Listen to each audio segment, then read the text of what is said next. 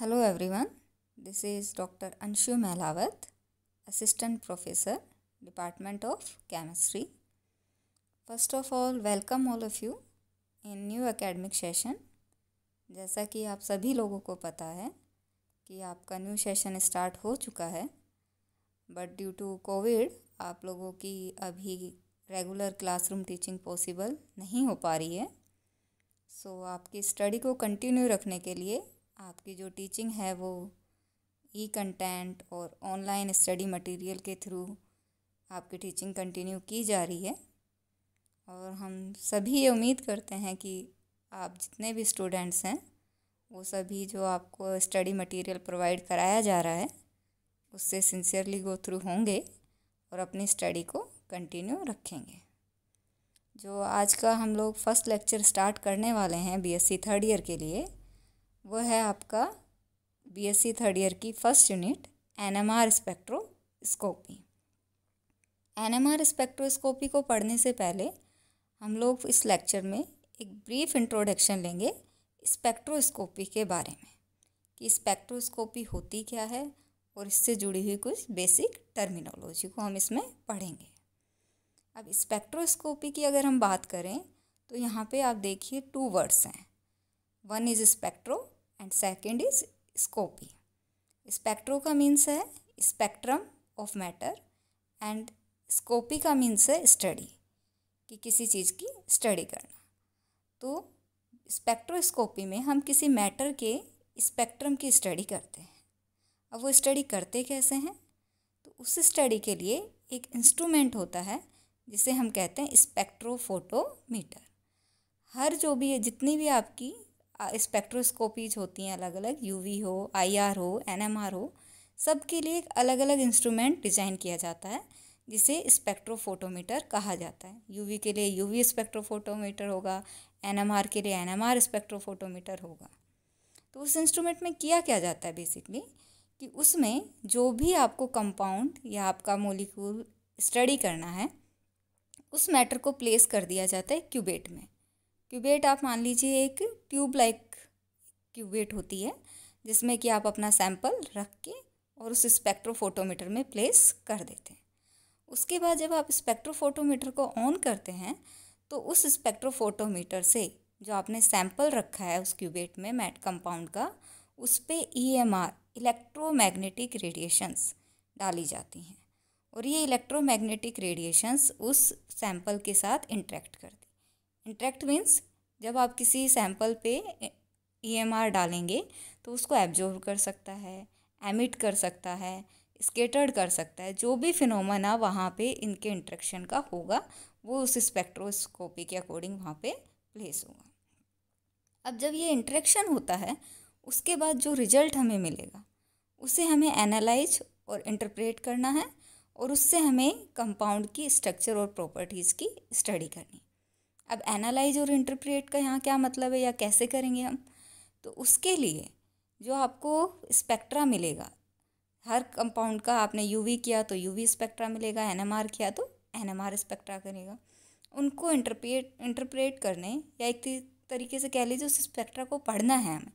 अब वहाँ पे कोई थ्योरेटिकल इन्फॉर्मेशन तो आपको मिल नहीं रही, स्पेक्ट्रा तो क्या होगा आपका, उसमें कुछ लाइंस मिलती हैं आपको, या कह लीजिए क्या मिलती हैं, पीक। जैसे आपने ईसीजी देखा होगा, यहाँ भी आपके लिए दो स्पेक्ट्रा हैं, स्क्रीन पे देखिए आप, ये एक प्रोपेनोइक एसिड का आईआर स्पेक्ट्रा है।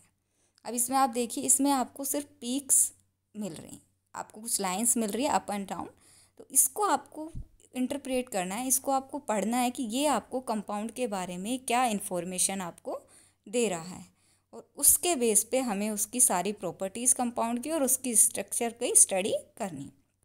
अब इनको पढ़ेंगे कैसे, तो इनके लिए हर स्पेक्ट्रोस्कोपी में कुछ रूल्स होते हैं और उनके बेस पे हम डिसाइड करते हैं कि ये जो पीक्स हमें मिल रही है कहाँ मिल रही है, इनकी पोजीशन क्या है, इनकी इंटेंसिटी क्या है और ये हमें कंपाउंड के बारे में क्या इन्फॉर्मेशंस दे रही हैं।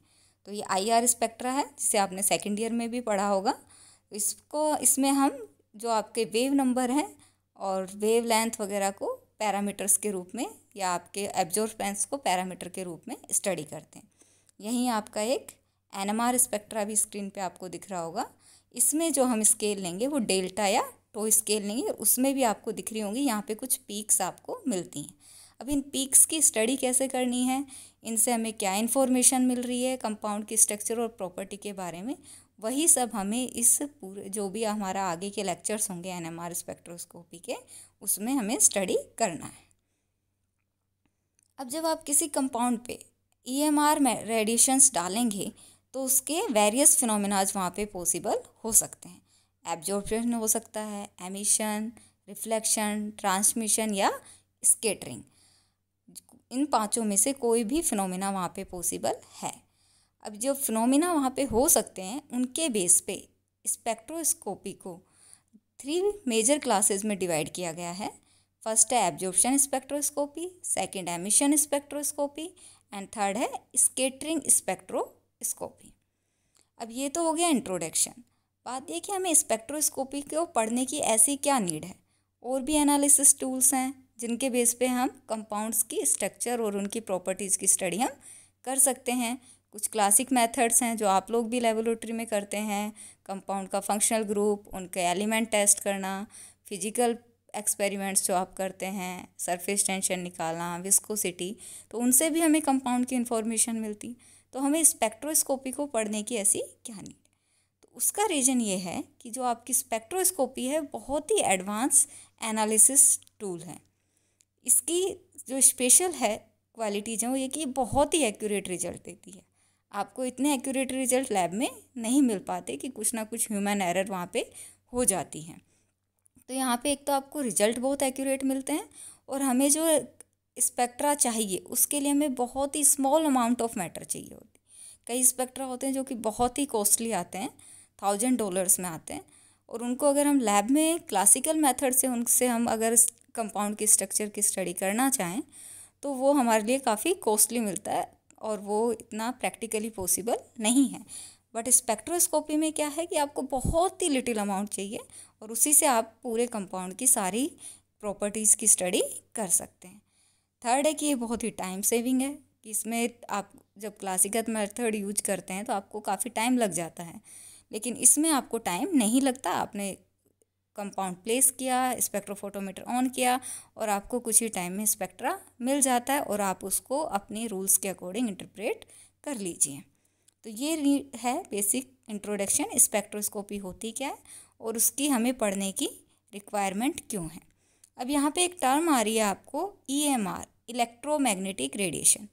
न्यू टर्मिनोलॉजी नहीं है ये आप लोगों के लिए, आप लोग 11th-12th से इसको पढ़ते हैं, बट यहाँ पे हम इसको यूज कर रहे हैं। तो अगर कोई स्टूडेंट इससे फैमिलियर ना हो तो उसके लिए एक ब्रीफ इंट्रोडक्शन है इसका कि इलेक्ट्रोमैग्नेटिक रेडिएशंस क्या होती हैं।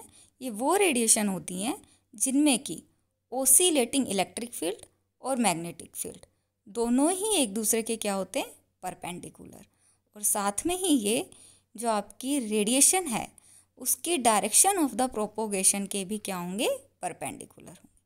अब वही जो रेडिएशन का नेचर होता है हमारा ड्यूअल नेचर, वही EMR रेडिएशन का भी नेचर होता है। ये दोनों ही नेचर शो करती हैं, पार्टिकल भी और वेव नेचर भी, और इनकी वेलोसिटी जो है वो लाइट की वेलोसिटी के इक्वल होती है। और इन जो रेडिएशंस हमारी है EMR रेडिएशंस, इनको एनर्जी या वेवलेंथ या आपकी जो है फ्रीक्वेंसी के बेस पे इनको डिफरेंट क्लासेस में डिवाइड किया जाता है कि इनकी एनर्जी के गैप के आधार पे इनको अलग अलग क्लास में बांटा जाए।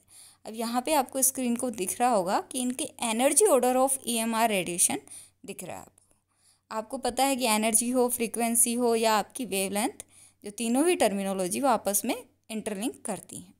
अब यहाँ पे जो एनर्जी का ऑर्डर दिया गया है इसमें सबसे कम एनर्जी जो होती है EMR रेडिएशंस में वो होती है रेडियो वेव्स की। उसके बाद microwave, IR, visible, UV, x-ray, and सबसे ज़्यादा एनर्जी या फ्रीक्वेंसी किसकी होती है, गामा रेज की।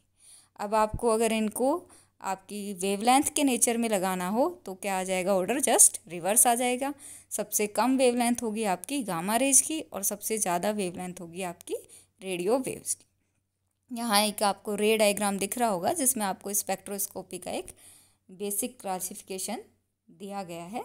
इसमें जो एब्जॉर्प्शन स्पेक्ट्रोस्कोपी है वो मेनली डिवाइडेड होती है IR, UV और NMR स्पेक्ट्रोस्कोपी में, जिसमें से IR और यूवी स्पेक्ट्रोस्कोपी आप लोग बीएससी सेकेंड ईयर में पढ़ चुके हैं। और इस सेशन में जो हमें पढ़नी है वो है एनएमआर स्पेक्ट्रोस्कोपी। देन है एमिशन स्पेक्ट्रोस्कोपी, उसमें एटॉमिक स्पेक्ट्रोस्कोपी पढ़ी जाती है। और थर्ड है आपकी स्कैटरिंग स्पेक्ट्रोस्कोपी, जिसमें रमन स्पेक्ट्रोस्कोपी पढ़ी जाती है।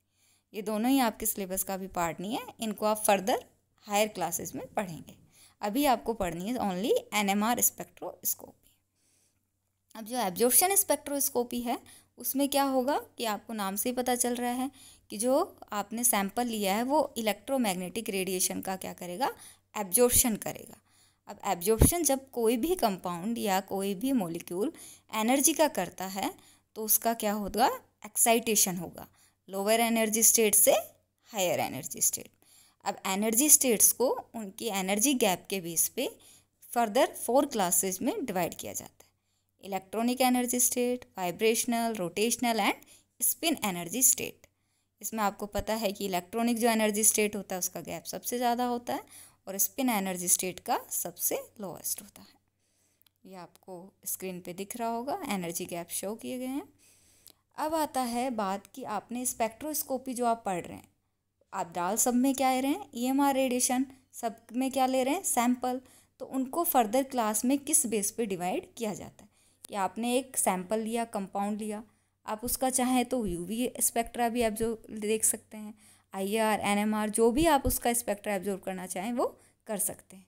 तो ये किसके बेस पे डिवाइड होगा कि आप एनएमआर पढ़ रहे हैं कि यूवी पढ़ रहे हैं कि आईआर पढ़ रहे हैं, ये डिपेंड करता है कि जो आप उस स्पेक्ट्रोफोटोमीटर में ईएमआर रेडिएशंस यूज कर रहे हैं वो किस एनर्जी गैप की है।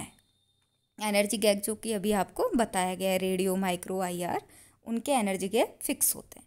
तो उनके बेस पे जो आपकी स्पेक्ट्रोस्कोपीज हैं उनको आपकी वेव्स की एनर्जी के गैप पे फर्दर क्लासिफाइड किया गया है, जो कि स्क्रीन पे आपको दिख रहा होगा।